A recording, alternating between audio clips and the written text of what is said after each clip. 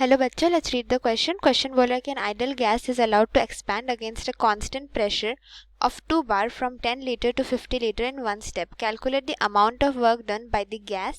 If the same expansion were carried out reversibly, will the work done be higher or lower than the earlier case given that 1 liter bar is equal to 100 joule? तो आइए हम इस question का पहले की concept discuss करते हैं। तो की कंसेप्ट हमारा है अबाउट द वर्क डन। तो जब एक्सपैंडिंग का केस आता है the work done is denoted by W symbol. तो जब एक्सपेंशन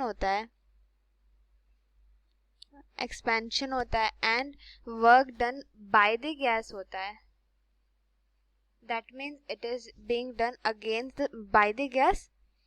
ओके, मतलब बाय द सिस्टम वर्क हो रहा है, तब क्या होता है, it always have a negative sign.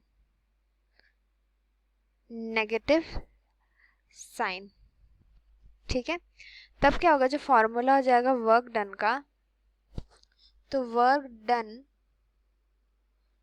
it will be minus P del V. P indicates pressure and del V indicates the change in volume. It indicates the change in volume.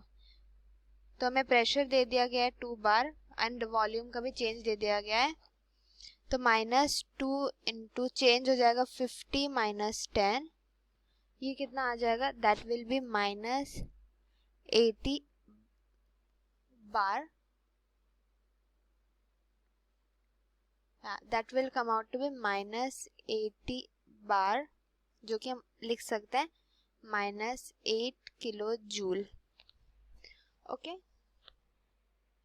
तो मतलब minus simple calculation है, -80 bar litre बार आएगा। Okay second, -80 litre बार आएगा and 1 litre बार दे दिया 100 joule, तो हम अगर कर देंगे तो किलो जूल आ जाएगा।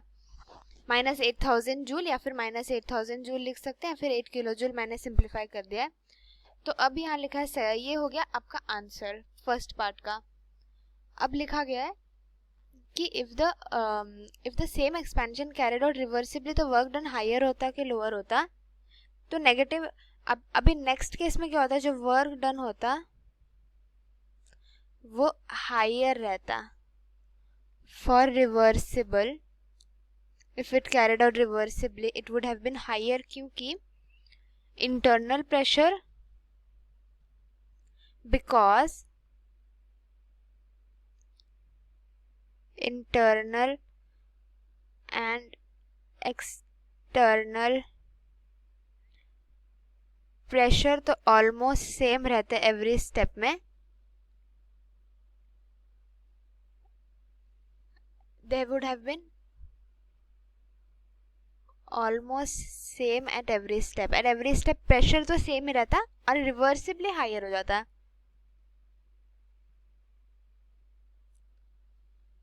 तो क्या हो जाता, it would have been higher reversibly. तो होपफुली बच्चा आपको समझ आ गया होगा। Thank you so much and best of luck.